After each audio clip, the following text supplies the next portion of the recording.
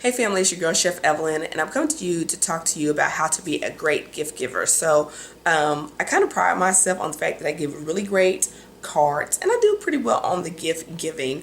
I try to be as thoughtful as possible, and so I had someone request, or I kind of mentioned it on my vlog channel about how to give really good gifts, and so I promised them I would do a video, and I wanted to get to this to you guys before Black Friday because I'm pretty sure a lot of you guys will be shopping, hopefully for others, on Black Friday if you're going to be out in the craziness, which I do not participate in the foolishness.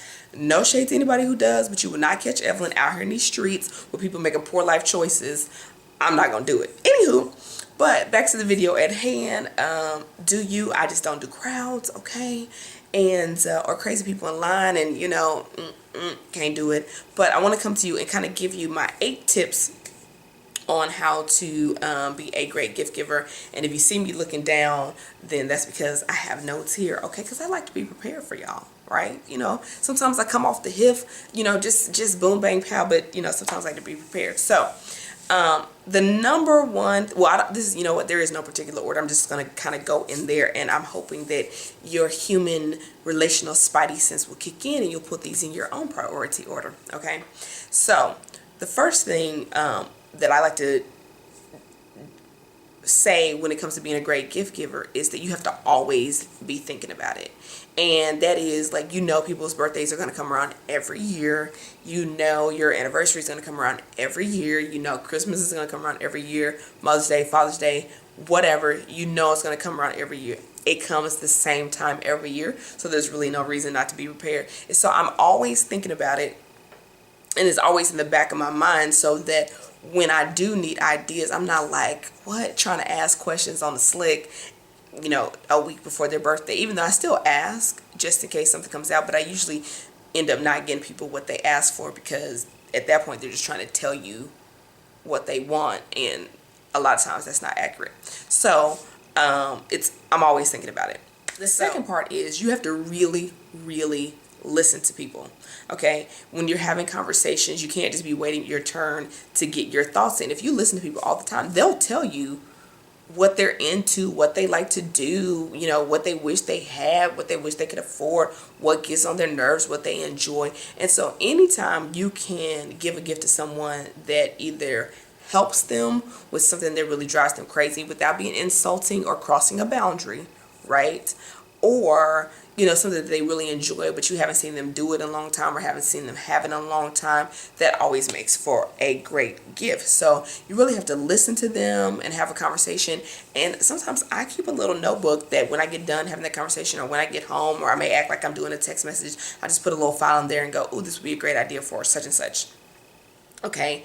And that's also when people reveal their hobbies and what they like to do. Now, the less interesting a person is, and yes, there are people out there that are not interesting, that they don't do much with their life, work home, work home, work home, it's hard to buy them a gift, okay? But if they have hobbies and interests, or active social life, or something that they really like to do, whether you think it's cool or corny, okay, it's easy to buy a gift for them. So always thinking about it, and then being a good listener. Next is, people always say, well, give a gift that you would want to give.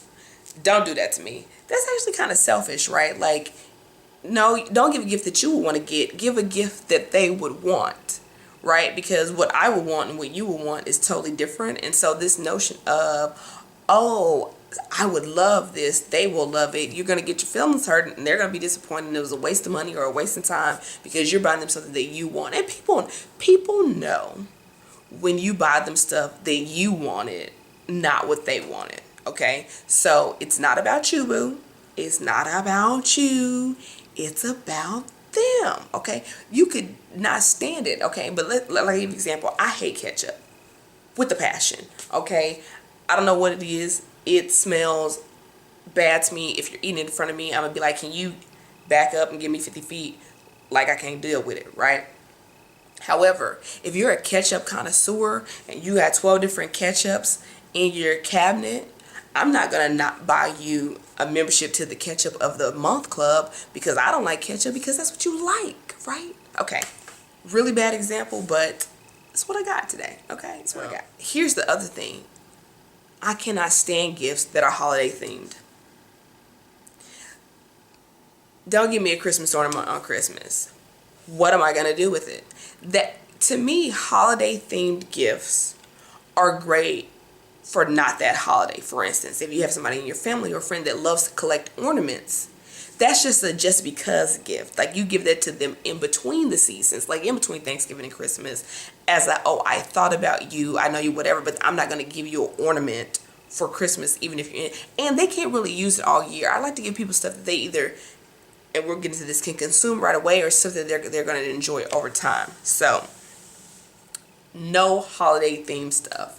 No, just stay away from it, okay? Let me give you the best example of don't buy something holiday or event themed, right? Unless it's like a baby shower or wedding. That's completely different.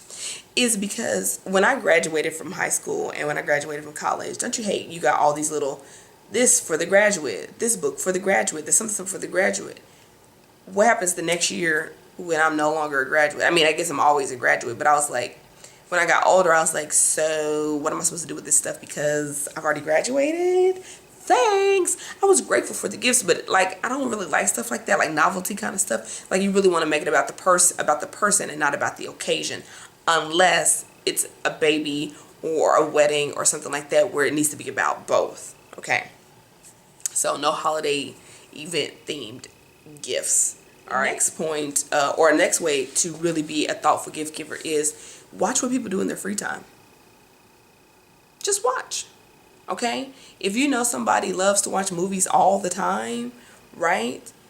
Or they're always going to the movies, get them a deluxe, gift card package with all the trimmings or whatever for, a movie a month or something like that. I mean, and you want it to be something that they're like, oh wow, I really love to do this, and that every time they do it or use it or whatever, they think of you, okay? And then it's memorable, and so that whole year they're gonna be like, Evelyn gave me X, Y, and Z, and I really enjoyed it. Or when they think back on that memory from whatever you guys did together or something like that, they think of you. I mean, that's the whole point, because the gift, for those of you who gifts is your love language, is not so much about the gift as it is the thought that is behind the gift. And so, like, gifts is one of my love languages, which is why I think I put so much thought into other people's gifts, because I want the gift to be thoughtful. Don't just buy me, a little random soap set, okay? Because if you know me, you know that ain't what I'm about, okay? So watch people, see what they do in their free time, and buy something in line with that, or do something in line with them, which leads to my next point. I love consumable gifts, okay? Particularly for people who are, their love language is like acts of service or quality time, something that they can consume, whether it be like tickets to events, whether it be like, a treatment at a spa, whether it be, like I said, the Ketchup of the Month Club, or whatever the case may be. You want something that they can consume either all at once or whatever, because what you don't want to do is buy somebody who likes the smell of library books a Kindle, right? Just because you think Kindles are cool, which is a side point, just because it's expensive or the latest, greatest thing doesn't make it a good gift. I mean, not everybody is moved by the price of a gift. I'll give you a perfect example. One of my uncles one year gave me the world's smallest box grater. It was about this big. The box grater like you do cheese on? It was about this big. I think it cost him $1.50. I loved it. I still have it. I still use it. I thought it was so thoughtful. It was like $1. But it was great. Okay, so it's not always the cost of the gift, or that it's the nature grade. And you out here in the streets buying people iPhone 5, 6s, whatever, iPad phones. I don't know. Clearly, that's not who I am. But that doesn't always equate. Expenses does not always equal a great gift. Okay, I'd rather you give me something cheap, homemade, and thoughtful than something really expensive that I'm supposed to be impressed because you dropped some cash. Don't underestimate and undervalue people's intelligence and emotional intelligence. Like, put some thought into it. Okay, and then that brings me to my last point. So it may have been 6 or 7 or 8. I don't know. I lost count. Is that if any of you guys have ever read the book, The 5 Love Languages, that will really help you be a great gift giver, because once you can pinpoint somebody's love language, it is so easy to buy them a gift. For instance, case in point, today I am taking my mother to go see The Color Purple with Jennifer Holliday. Why? Because I know that my mother's one of her love languages is quality time. Okay, activities. Read the book. If you read it, you know what I'm talking about. If you don't, you need to read it. It's a really good read. Single, married, teenagers, old, read it. It's going to help you, your family, people on your job, your kids, your spouse. Everybody's going to help you. Okay.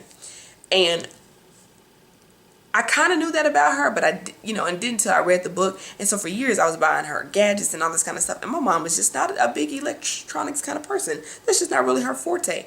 But she always takes herself to plays on Broadway and musicals and all this kind of stuff, right? And I was like, okay. And then I read the book and realized that one of her love languages was quality time activities. So I rarely buy her tangible gifts because that's not how she feels loved. Okay, so once I got that, my gifts got a whole lot better. All right, so anywho, read the book. I really think mainly is if you listen to people and you watch them and you're always in the mindset of, I want to get them something that they would really enjoy, that's really thoughtful, that's really true to who they are, and you know their love language, that's pretty much the key to buying great gifts. And that money is not an answer to everything. And a lot of people say, is money and gift cards impersonal? It depends. I mean, I still got Sally Mae loan, so if you want to cut me a check, I think that's very thoughtful. I mean, please, I send it on. I'm not one of those people, right? But on the flip side, like, I'm a chef, and you would think people should give me stuff with cooking. And let me tell you why. Because what you think is nice, right? I'd rather you give me like a gift certificate to Williams-Sonoma than go to Williams-Sonoma and pick out something for me, because my level of taste is just different. So when people are like professional, something's like a professional singer or like an instrumentalist or a painter or whatever, try not to buy them a novelty in their field. Like, don't buy me that knife on TV that says it can cut through cans and cut through this or whatever, because I'm probably gonna look at you cross-eyed and say thank you and keep on going. In general, as seen on TV, gifts are a no-go. So anyway, any questions on how to be a better or a great gift giver, please leave them below. And I hope you all have a happy Thanksgiving. And for those of you who are going to participate in Black Friday, good luck. And I'll see you guys in my next video. Peace.